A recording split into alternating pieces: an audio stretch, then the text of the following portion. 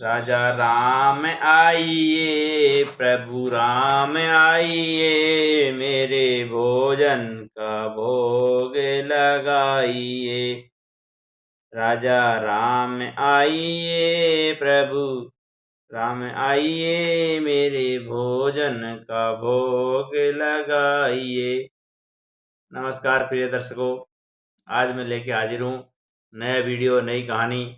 दोस्तों, ये कहानी एक सच्चे और एक सरल भगत की है, जो कि बहुत ज़्यादा खाता था और उसको घर वालों ने निकाल के घर से बाहर भेज दिया था। प्रिय दर्शकों, ये कहानी प्राचीन है, पवित्र है और सच्ची है।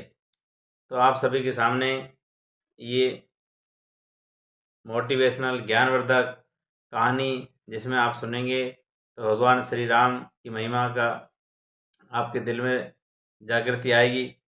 दोस्तों, शुरू करता हूँ। एक बार एक घर में एक बच्चा पैदा होता है। दोस्तों, वो बच्चा बचपन से ही ज़्यादा खाना खाता था। अब परिवार वाले उसके खाने को देख करके बड़े परेशान कि कितना खाना खाता है।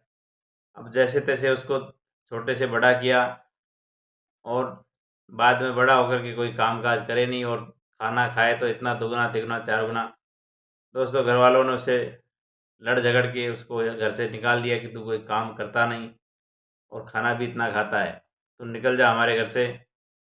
तो प्रिय दर्शकों, वो सच्चा भोला इंसान घर से निकल जाता है और उसका संपर्क एक महात्मा जी के साथ हुआ। कहने लगा, महात्मा जी, मुझे आप अपने आश्रम में रख लीजिए, मुझे घर वालों ने निकाल दिया। आप जो काम कहेंगे वो मैं कर लिया करूँगा और मुझे खाली पेट भर के खाना दे दिया करिए। महात्मा ने कहा, इतनी सी बात? कि हाँ महाराज, इतनी सी बात। तो चलो हमारे साथ। दोस्तों, उसको महात्मा जी ले जाते हैं और महात्मा जी का आश्रम होता है ऋषिकेश में, जहाँ पे गंगा तट से ऊपर पहाड़ के नीचे तलेटी में इनका आश्रम बना हुआ था। अब दोस्तों, इसको आराम से वहाँ पर रहने दिया जाता है और मस्ती से खाना खाए और बोले कि आप काम कुछ नहीं कीजिए, क्योंकि वो पहले इसी शर्त पे आया था महात्मा जी के साथ कि महात्मा जी मैं काम कुछ नहीं कर पाऊँगा। कि हाँ चलो कोई बात नहीं, कोई काम नहीं करेंगे तो भी आप आराम से रहेंगे और खाना पीना खाएंगे। दोस्तों, उसको एक काम दिया कि आप केवल भगवान का नाम, भगवान का मंत्र उच्चारण तो कर ही सकते हैं। कि हाँ महाराज, ये तो मैं कर लूँगा आराम से, कोई दिक्कत नहीं। अब दोस्तों, वो आराम से भगवान का नाम लेता और आश्रम में रहता, खाना खाता। अब दोस्तों, समय की महिमा, समय के साथ साथ उसका भगवान से प्रेम बढ़ने लगा और महात्मा जी से कहने लगा कि महात्मा जी, मुझे भी आप चेला बना ही लीजिए। कि हाँ चलो कोई बात नहीं, हम चेला बना लेते हैं।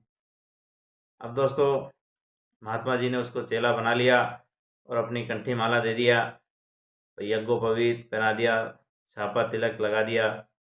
इसके बाद वो भक्ति करे, भगवान का नाम ले और मस्ती से खाना पीना खाए और आराम से आश्रम में पड़ा रहे। अब प्रिय दर्शकों, एक दिन की बात, वहाँ पे एकादशी का दिन आता है और वो भगत देखता है कहीं चूल्हा ही नहीं जल रहा, कहीं कोई रसोईया कुछ भी एक्टिविटी नहीं कर रहा, न साग न भाजी न आटा न कुछ, कुछ नहीं। चेला बड़ा परेशान, क्योंकि उसको तो भूख की गुलामी करता था, वो भूख से बड़ा परेशान था। अब दोस्तों, चेला परेशान होकर के जाता है महात्मा जी के पास कि महात्मा जी, आज भोजन कि बेटा, मैं तेरे को पहले बताना भूल गया था कि हमारे यहाँ एकादशी के दिन व्रत रहना पड़ता है और खाना नहीं बनता है। अब दोस्तों, ये बात महात्मा जी के मुँह से जब चेले ने सुनी, चेले ने व्रत की बात सुनी और वो अवाक रह गया, कुछ बोला नहीं कि महाराज, ये तो मेरे से हो नहीं पाएगा। अगर आप मेरे से एकादशी का व्रत रखवाओगे तो मैं तो द्वादशी का दिन देख ही नहीं पाऊँगा, क्योंकि उसके अंदर कोई ब्रक नाड़ी थी पेट में, जो उसको ज़्यादा परेशान करती थी भूख से। अब दोस्तों, उसने व्रत रखना पड़ा हंसने बस। फिर महात्मा जी कहते हैं कि अगर आपसे व्रत नहीं होता है तो आप एक काम कीजिए, सूखा सामान ले जाइए, दाल, आटा, राम रस, गुड़, घी और जाकर के नदी किनारे एक पेड़ के नीचे खाना बना लेना और नदी से पानी भर ले आना। लेकिन शर्त यही रहेगी कि आपको खाने से पहले भगवान को भोग लगाना पड़ेगा। आप कोई बात नहीं, खाना बनाइए, खाइए, भगवान का भोग लगाइए और आप वहाँ पर जाके रहिए। अब दोस्तों, वो जो शिष्य था उससे पूछा कि आपको मंजूर है? चेला कहता है, गुरुजी, मरता क्या नहीं करता, मुझे ये शर्त मंजूर है। अब वो चेले को सूखा सामान दे दिया जाता है और जितना एक आदमी को खाने के लिए दिया जाता है उससे दुगना तिगना सामान दे करके भेज देते हैं। अब श्री हरि का नाम लेकर के उसने खाना बनाना प्रारंभ किया और वो भी उसका जीवन का पहला ही समय था खाना बनाने का, क्योंकि उसने ऐसा मेहनत का काम किया नहीं, बना बनाया मिल जाता था। पहले बचपन में घर मिल जाता था, बाद में यहाँ आश्रम में मिल जाता था। अब दोस्तों, उसने भोजन तैयार कर लिया। भोजन बना करके गुरु जी के कहे अनुसार भगवान जी को भोग लगा देता है और भगवान जी से प्रार्थना करता है कि राजा राम आइए, प्रभु राम आइए, मेरे भोजन का भोग लगाइए। राजा राम आइए, प्रभु राम आइए, मेरे भोजन का भोग लगाइए। अब दोस्तों, इस प्रकार से वो 2 4 5 बार बोलता है, लेकिन भगवान जी नहीं आते हैं। फिर वो थोड़ा सा कड़क मन से कहता है कि आचमनी अरे ध्यान आरती यहाँ यही मेहमानी, आचमनी और ध्यान आरती यहाँ यही मेहमानी। रूखी रोटी पाओ प्रेम से, पियो नदी का पानी। रूखी रोटी पाओ प्रेम से, पियो नदी का पानी। राजा राम आइए, प्रभु राम आइए, मेरे भोजन का भोग लगाइए। दोस्तों, वो चेला कहता है कि यहाँ पर ये रूखी रोटी है और नदी का पानी है, यही पीजिए। यहाँ न कोई ध्यान है न कोई आरती है और आपको यही खाना है, और जब तक नहीं आएंगे जब तक मैं भी नहीं खाऊंगा। दोस्तों, इस प्रकार से उसने आराधना किया, लेकिन भगवान इसके बाद भी वहाँ नहीं आए। तो वो समझ गया कि भगवान मेरी रूखी रोटी के लिए क्यों आएंगे, वो तो मंदिर में जाएंगे, वहाँ 56 प्रकार का भोग खाएंगे। लेकिन वो फिर कहता है भगवान को कि भगवान, आप मंदिर के चक्कर में मत रहना। मंदिर से तो मैं ही आज वहाँ से आया हूँ भूखा भूखा, वहाँ से मंदिर के धोखे में रहोगे तो आपको भूखा ही रहना पड़ेगा। वहाँ से तो मैं प्राण बचा के भागा हूँ। मंदिर में आज एकादशी है, आपको वहाँ कुछ नहीं मिलेगा खाने में। फिर दोस्तों दोबारा प्रार्थना करता है कि राजा राम आइए, प्रभु राम आइए, मेरे भोजन का भोग लगाइए। अब प्रिय दर्शकों, वो सीधे सरल स्वभाव से उसने ये 3 बार प्रार्थना किया तो भगवान श्री राम और उनके वामांगनी श्री सीता माता उसके पेड़ के नीचे बने हुए खाने का भोग लगाने के लिए आ जाते हैं। अब दोस्तों, जहाँ उसने भगवान श्री राम और सीता जी को देखा, इतना खुश हुआ, इतना उनके ऊपर मोहित हुआ कि हे भगवान, मैंने इस तरह के आदमी पहले कभी देखे ही नहीं, इस तरह के इंसान मैंने कभी देखे ही नहीं। अब उनको उनकी जो मनमोहिनी छवि थी उसको देख करके बड़ा मोहित हो गया और एक अंदर ही अंदर थोड़ा दुख भी उसको होने लगा कि मेरे पास तो एक आदमी का ही एक्स्ट्रा खाना था, ये तो 2 2 लोग आ गए।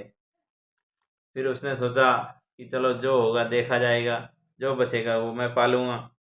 आप ये सब उसकी दुविधा देखी तो भगवान श्री हरि, भगवान श्री राम उसके मन को तुरंत पढ़ लिए, पहचान लिए कि बोलो कैसे परेशान हो, क्या हुआ? कि नहीं नहीं कोई बात नहीं, आप तो भोजन भोग लगाइए और कोई बात नहीं, जो होगा देखा जाएगा। इसके बाद दोस्तों, भगवान श्री हरि ने भोजन ग्रहण किया और चेले ने भी प्रसाद ग्रहण किया और तृप्त हो गया, क्योंकि भगवान का जहाँ भोग लग जाता है भगवान स्वीकार कर लेते हैं। वो अन्न अन्न नहीं रहता है, वो बिल्कुल अमृत हो जाता है। तो दोस्तों, इसके बाद वो इस तरह से भोग लगा के शाम को जाता है आश्रम। अपने गुरुजी से पूछा, गुरुजी ने कहा कि बेटा हो गया भोजन, भगवान का भोग लगा दिया? कि हाँ गुरुजी बिल्कुल हो गया, कोई परेशानी की कोई परेशानी नहीं। इस प्रकार से उसने भोजन ग्रहण किया, भोग लगाया। कुछ समय बाद दोस्तों फिर एकादशी का दिन आता है और वो गुरुजी से कहता है कि गुरुजी थोड़ा सामान बढ़ा दीजिएगा हमको, और भगवान को ये सामान कम पड़ जाता है। फिर गुरुजी ने जहाँ 2 किलो आटा दिया वहाँ 3-4 किलो कर दिया। अब उधर दोस्तों वही उसका क्रम, नदी से पानी भर के ले आया और अपना खाने पीने की व्यवस्था कर दिया, चालू कर दिया भोजन भंडारा। फिर भोजन बनने के बाद वही भगवान श्री की आराधना किया। राजा राम आइए, प्रभु राम आइए, मेरे भोजन भोग लगाइए। इस तरह से प्रार्थना किया। तो दोस्तों उस दिन पहले से भी ज़्यादा, पहले तो भगवान राम और सीता माता ही आए थे, उसके बाद उनके छोटे भाई लक्ष्मण जी भी उस दिन साथ में आ जाते हैं। अब दोस्तों जहाँ पहले वो एक आदमी की व्यवस्था के हिसाब से खाना लाया था, आज 2 के हिसाब से लाया था, लेकिन भगवान आ गए 3। उसने खाना पीना बनाया, भगवान का भोग लगाया, और भगवान जी तीनों ही अति सुंदर थे। उनको देख करके मन में बहुत गदगद हुआ। एक तरफ गदगद होता है, दूसरी तरफ रोटियों को देखता है। फिर भगवान उसकी व्यथा को समझ लेते हैं, पूछते हैं बेटा क्या बात है भगत, क्या बात है? तो कहते हैं कि महाराज कोई बात नहीं, आप तो भोग लगाइए, जो होगा सो देखा जाएगा। दोस्तों इस प्रकार उसकी दुविधा को देख करके भगवान भोग लगाते हैं और खाना खाते हैं, और इसके बाद अंतर्ध्यान हो जाते हैं। फिर दोस्तों 15 दिन बाद फिर एकादशी आती है। फिर महात्मा जी से कहते हैं कि गुरुजी सामान और बढ़ाइए, भगवान तो बढ़ते ही चले जा रहे हैं। अब महात्मा जी को शंका हुई कि ये कह क्या रहा है, भगवान कोई बढ़ते हैं इस तरह से? अब दोस्तों उसने गुरुजी से प्रार्थना किया, गुरुजी मान गए। उसको 10-11 किलो आटा पकड़ा दिया, घी, सामग्री, राम रस, गुड़ वगैरह सब दे दिया, आलू। अब दोस्तों चेला सोचता है कि मेरे बनाने के बाद सब भोजन तो भगवान ही खा जाते हैं, मेरे को थोड़ा सा मिलता है। अब दोस्तों ये तीसरी घटना थी। तो उसने सोचा कि आज मैं सूखा सामान पहले रख देता हूँ, पहले भगवान को पुकारता हूँ, देखते हैं कितने भगवान आते हैं, उसी हिसाब से मैं खाना बनाता हूँ। अब दोस्तों उस दिन भगवान से वही प्रार्थना कि राजा राम आइए, सीता राम आइए, प्रभु राम आइए, मेरे भोजन का भोग लगाइए। अब दोस्तों इसने ये चतुराई कर दी, पेड़ के नीचे बैठ गया, भगवान की प्रार्थना किया। अब भगवान राम, सीता, लक्ष्मण, भरत, शत्रुघ्न और अब की बार साथ में हनुमान जी भी आ गए। अब दोस्तों ये देखते हैं कि इसने तो आज कुछ बनाया ही नहीं। तो सब लोग प्रतीक्षा में बैठ गए कि आज ये क्या चक्कर है, इसने तो भोजन ही नहीं बनाया। चेला कहता है भगवान अब मेरी भी प्रार्थना सुनो, ये रखा सूखा सामान, आप अपना बनाओ और पाओ, मेरे को तो थोड़ा सा मिलता है, बाकी सब आप खा जाते हैं और आपकी संख्या दिनों दिन बढ़ती जाती है। पहले तो आदमी ही आदमी आते थे, अभी तो साथ में एक वानर भी आ गया। दोस्तों वानर मतलब भगवान हनुमान के लिए कहा गया है।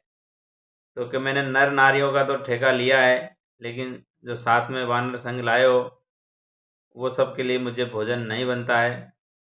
अब प्रिय दर्शकों मैं इसको इतना भाव से और भजन के रूप में, वाद्य यंत्र के रूप में नहीं कह सकता, लेकिन जैसा भी मैं रूखा सूखा आपको बता रहा हूँ, भाव बता रहा हूँ कि भगवान राम, सीता, लक्ष्मण, शत्रुघ्न और उधर हनुमान जी सब लोग आ गए, और इनके जो गुरुजी थे वो भी एक पेड़ के पीछे छिप करके उनको देख रहे थे कि आज ये कैसे सामान बढ़ाता जा रहा है, क्या करता है, सामान को बेचता है या क्या करता है।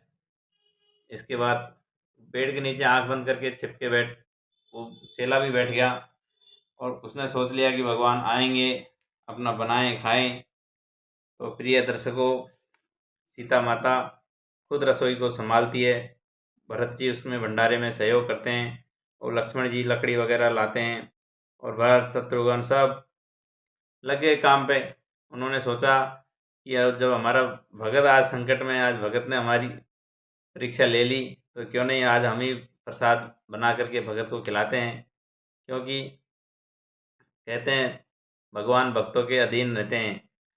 तो प्रिय दर्शकों, सभी ने सहयोग किया, सीता माता ने, हनुमान ने, लक्ष्मण ने और शत्रुघ्न वगैरह ने खाना बनाया, रसोई तैयार किया। वो आंख बंद करके बैठा है, भगवान का नाम ले रहा है। उधर महात्मा जी जो उसके गुरुजी थे वो आते हैं कि बोला, बेटा आज तू क्या कर रहा है, सामान सब रखा हुआ है सूखा, और तू क्या कर रहा है, आंख बंद करके बैठा है शांति से। फिर कहने लगे, गुरुजी आप आ गए, अच्छा हुआ, आप खुद ही देख लीजिए यहाँ कितने भगत, कितना सामान रहता है और कितने भगवान आते हैं खाने के लिए। अब दोस्तों वो तो भगवान का परम हो गया था, उसको तो वो सब लोग दिखाई दे रहे थे, भगवान के जो जितने सारे लोग थे, सीता माता, लक्ष्मण, शत्रुघ्न, लेकिन वो अपने गुरुजी को नहीं दिखाई दे रहे थे। इस पर भगवान कहते हैं कि आपके गुरुजी आपसे यदि अधिक योग्य हैं, हम उनको दर्शन नहीं दे सकते, आप तो सरल हैं, सीधे हैं, इसलिए हमने आपको दर्शन दिया। फिर चेला कहता है कि भगवान यदि आप मेरे गुरुजी को दर्शन नहीं देंगे तो मैं झूठा साबित हो जाऊंगा, और जो मैं दिनों दिन सामान बढ़ाते जा रहा था, कहता था कि मैं भगवान का भोग लगाता हूँ, तो मैं झूठा साबित होऊंगा, मेरे को पाप लगेगा। तो भगवान आप मेरे गुरुजी को भी दर्शन दीजिए, जिनकी वजह से मैं आज यहाँ पे हूँ। दोस्तों, भगवान श्री राम, सीता, लक्ष्मण, भरत, शत्रुघ्न, भगवान हनुमान जी सब ने गुरुजी को दर्शन दिया। सतगुरुदेव ने भगवान के चरणों में अपना शीश नवाया और कहने लगे, हे भगवान आप धन्य हैं, आज तक मैं दर्शन नहीं कर पाया और मेरा चेला आपका 3-3 बार दर्शन कर लिया। मैं कितना बड़ा नराधम हूँ, मैं कितना बड़ा पापी हूँ, कितना बड़ा आडम्बरी हूँ, वो इस तरह से अपने आप को कोस रहा है। इस पर भगवान कहते हैं कि जो भक्त जितना सच्चा है, जितना सीधा है, जितना सरल है, हम उसको पहले दर्शन देते हैं, बाकी आपकी सेवा में भी कोई कमी नहीं है। भगवान जी मान गए कि धन्य है प्रभु आपकी लीला को, और धन्य है आपके सीधे सरल स्वभाव को, जो कि कहते हैं कि एक गुरु की वजह से शिष्य को भगवान की प्राप्ति होती है, लेकिन आज तो उल्टा हुआ है, एक शिष्य की वजह से गुरु को दर्शन हुए हैं भगवान के। तो दोस्तों, ये थी आज की कहानी, जिसमें सरल स्वभाव को, निष्कपट को भगवान ने वरीयता दिया है और अपने चेले को पहले आशीर्वाद दिया है, गुरु को बाद में दिया है। दोस्तों, सरल से यहाँ मतलब भगवान श्री ने बताया है कि सरल का मतलब स से सीता, र से राम और ल से लक्ष्मण। जिसके हृदय में ये सरल मतलब सीता, राम, लक्ष्मण विराजमान है, भगवान उसको सरल कहते हैं, उसको तरल कहते हैं और उसी को दर्शन देते हैं। बाकी तो कहा जाता है कि हरि सर्वत्र, हरि व्यापक सर्वत्र समाना, हरि सब जगह व्यापक है, सब जगह विराजमान है, लेकिन इसको मानने वाला ही मान सकता है। दोस्तों, कहा जाता है कि माने तो गंगा माँ है, नहीं तो बहता पानी। दोस्तों, ये आज से तो है नहीं, ज़माने से चला आ रहा है। जिस इसको जीवन रेखा कहते हैं, जिस गंगा माँ ने इतने राज्यों को क्रॉस किया है, उत्तराखंड से पश्चिम बंगाल तक सबकी जीवन दायिनी है।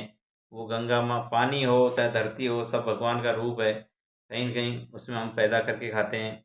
तो दोस्तों, सरल से स्वभाव से और निष्कपटता से भगवान का भक्ति करें, और बाकी समाज के लिए आप चतुर चालाक बनिए, क्योंकि आजकल कदम कदम पे खतरा है दोस्तों। ऑनलाइन हो, ऑफलाइन हो, सब ठगने के लिए बैठे हैं। इस ठगियों की दुनिया में, महाठगों की दुनिया में भगवान आज भी सरल और सीधे से ही प्यार करते हैं। तो दोस्तों, कहानी अच्छी लगी होगी, आशा करता हूँ आप हमारे चैनल को सब्सक्राइब करें, कमेंट्स करें, जय श्री राम लिखना ना भूलें। धन्यवाद दोस्तों, सभी को हरिओम, राधे राधे।